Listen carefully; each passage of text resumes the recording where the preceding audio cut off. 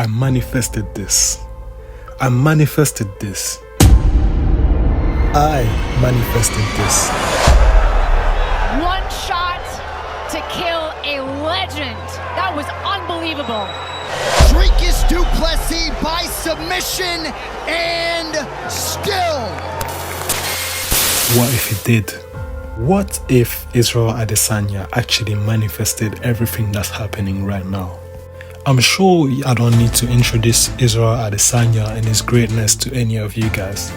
But just to remind you, one of the longest reigning middleweight champions, 2 times middleweight champion, one of, if not the most active champion in the UFC. The only fighter in the UFC that can claim a win by KO over Alex Pereira. Boom! He catches a boom again. Right hand. And then hammer fist out cold. Fajita saw it and just started to let everything go, and Izzy put him out. An icon that brought a whole nother genre to the sport by being unapologetically himself. The man that once seemed invincible, a man who has completed the hero's journey. What happens when everything comes crashing down for such a man? What happens to the psyche of a champion of this magnitude?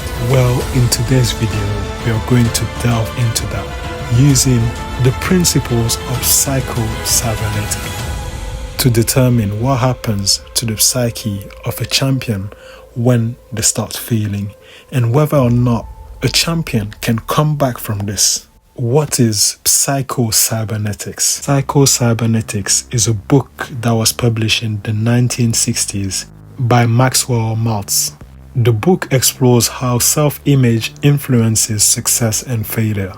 Maltz, a plastic surgeon, noticed that some patients' confidence improved after surgery, while others still saw themselves as quote-unquote ugly despite physical changes.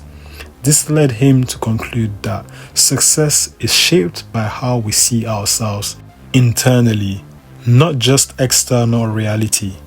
The book introduces the idea that the mind functions like a servo mechanism, goal-seeking system. If programmed positively, it moves towards success, and if it's programmed negatively, it will most likely lead to self-sabotage. Dr. Maltz's ideas influence modern self-help, sports psychology, and peak performance training. Principle 1. Self-image defines performance.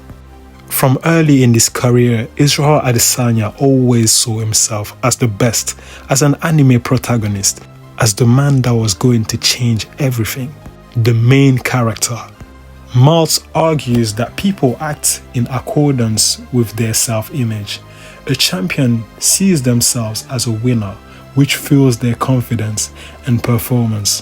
When a fighter's self-image shifts after multiple losses in this scenario, they may start doubting themselves, leading to hesitation and further decline. It took a very long time for Israel Adesanya to experience his first loss in the UFC, and that happened when he moved to the light heavyweight division to challenge the champion. But it was understandable that that loss did not rattle him, because it was a weight class that was not his natural weight class, and his title was not on the line. This loss did not affect his self-image, but the man who derailed him, the man who made the true crack in his mental. There's certain people that just have crazy power. There's this guy, Alex Pereira. This guy has this freakish, disproportionate power where it doesn't make any sense. Like, you look at him, you're like, well, what are you? Alex Pereira. And funny enough, I would say that Izzy truly manifested this, because Alex Pereira is the manifestation of an antagonist worthy of a comic book or an anime. And who better than Izzy to have such a nemesis? A man who hunted him down from one sport to another, from the jungle of Brazil to Madison Square Garden. A true descendant of Amazon warriors. He is the final boss personified. Alex Pereira was Adesanya's boogeyman, just like the Akatsuki were hunting down Naruto. And Adesanya had lost to him before in kickboxing, but MMA was completely different. He had not experienced this type of defeat in MMA. But when Pereira came back, even though Israel Adesanya was way more skilled than him and was winning the majority of the fight, somewhere in his psyche, remnants of what Pereira did previously was there. And in Pereira's psyche, no matter how much Israel Adesanya was dominating him, because of the 2 victories he had over him in kickboxing, he found it in himself to beat him simply because he believed he could. The stronger fighter did not win that night, but the fighter who had the strongest conviction in their ability to get the victory is the one that captured the gold that day. At that point, everything was still going according to Israel Adesanya's self-belief as the hero, as the protagonist, as Naruto, as Luffy, as Goku. He took his loss, reignited his self-belief, gave everything he had to the training, and in true hero's fashion, he conquered death, came back and slew the dragon. He knocks out Alex Pereira in the most spectacular fashion in Miami. At this point, Israel Adesanya is on top of the world, is invincible. But this is when the problem starts. You see, even though Pereira was not in the UFC, there was always a strong chance that he was going to come to get Adesanya. And even though we did not know as an audience, Adesanya always had that at the back of his mind. And in his story, in his shonen manga, the final antagonist was Alex Pereira. This is where it was most likely going to end. So when he slew Alex Pereira, it was the end of the journey. There was no need to be on edge anymore. There was no need to fear anyone. And that's when everything went downhill. This leads to principle number 2 of psycho-cybernetic. Success mechanism versus failure mechanism.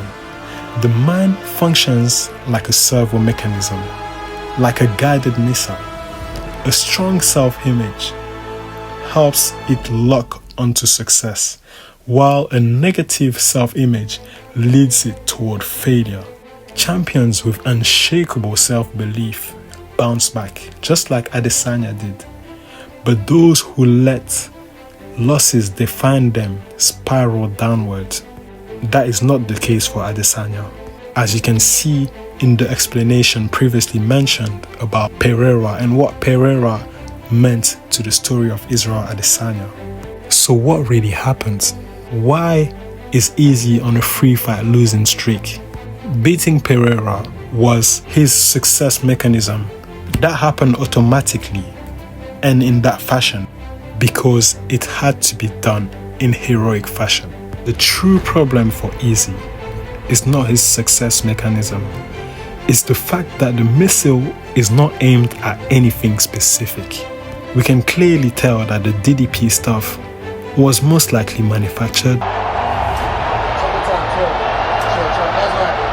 Relax. Because he was looking for that emotional trigger, something that will make him want to win, like the way he did with Alex Pereira, the way he wanted it with Alex Pereira.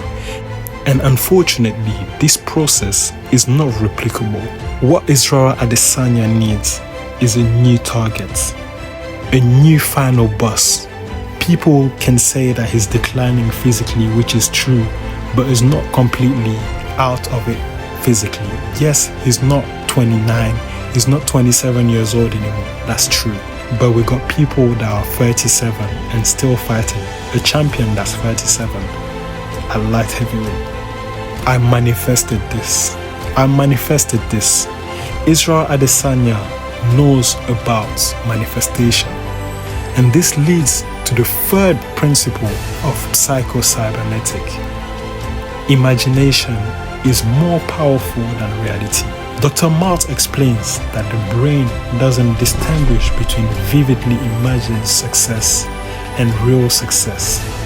Champions often visualize victories long before they happen, but after losses, they may unconsciously start visualizing failure instead. And while this may contradict the facts previously mentioned, the last time Israel Adesanya won was 2022. It's now 2025 and he hasn't won ever since, 3 years. No matter how strong you are, not winning for 3 years will definitely start cracking your self-confidence and your self-image as a winner. And it may be a cause of concern for a fighter like Israel Adesanya to keep on losing, because we've seen examples of that.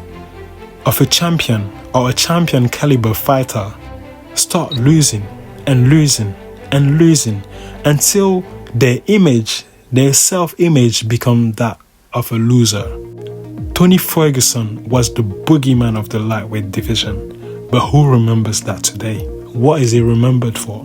He's remembered for that 8-fight losing streak and leaving the UFC. And I strongly believe that when that happens, a fighter must just start fighting lesser and lesser competition just to boost their confidence again and make their way back up, so that they can just feel that win just for once, to remember what it feels like and use that energy to get the momentum back. But recently, there is another component that was against Adesanya. Moreno, Adesanya. Sorry. Adesanya got knocked the fuck out by Nurmagomedov, and life's good, man. It's great world we're in, you know. The people turned on him. Principle number 4 of Cybernetics: emotional scars and trauma. Just as physical scars affect movements, psychological wounds can make a fighter hesitant. Additionally, other forms of psychological losses could be knockouts and submission.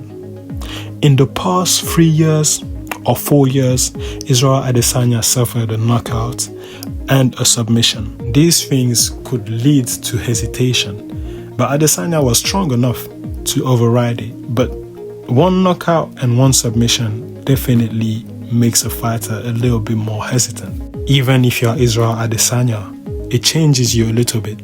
In Principle 5 of Cybernetics, Dr. Maltz talks about the power of dehypnotization. Many people unknowingly hypnotize themselves into believing they are finished after a failure. Champions who break this spell, GSP after the Serra loss, Muhammad Ali after defeats, use setbacks as fuel rather than finality. And Israel Adesanya, to a certain extent, falls into that category.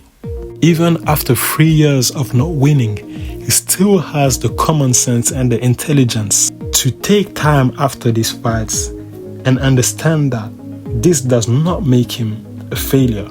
This does not mean that he's finished. He just needs to work. And he still carries himself as a champion till this day. And if you look at his fights for the past 3 years, outside of the Strickland loss, all of the fights he's had were really competitive against new competition. He showed us new stuff, a new style. He reinvented himself. And sometimes it was just not his fate to win. And you can clearly see the places where he makes mistakes. In instance, against DDP. And to a certain extent, against Imavov. So, after everything that was explained as to why Israel Adesanya is where he is at, and the fact that he's got the ability and the strength to still see himself as a champion, why is he not winning? Well, if one looks at the situation carefully, case by case, you can see that Israel Adesanya is coming back. And this is noticeable if you have a careful look at the Imavov fight. In the Imavov fight, Israel Adesanya used the 6th principle of Cybernetics, relaxation and flow state. Great performances come when an athlete is relaxed and trusting their instinct. Overthinking disrupts this. After losses, fighters often become overly analytical, second-guessing themselves instead of fighting naturally. But when one observes Israel Adesanya's fight, round 1 against Imavov, it was not a fighter that was second-guessing. It was not a fighter that was overthinking. It was not a fighter that was tense. It was a fighter that was winning comfortably and that was implementing even new things because he was in the flow state. But what happened in the second round? The flow state got disrupted by the IPOC, and Israel Adesanya should have taken some time to center himself again and have time and distance to re-enter the flow state. So, for those who say that he's not winning, he is winning and he is coming back. It's just that he needs a little time of adaptation. And in the end, Israel Adesanya still manifested some great things. And him getting KO'd by Imavov could potentially be the greatest thing that happened to him in the past 3 years. But that's a story for another video. Hey, I'm Tenorman. I put a lot of time and effort in these videos, so if you like it, make sure you subscribe and you watch the next video. Also, I would really appreciate if you could go down in the description and donate to support Palestine and some other causes around the world. That's it. Like, subscribe and share.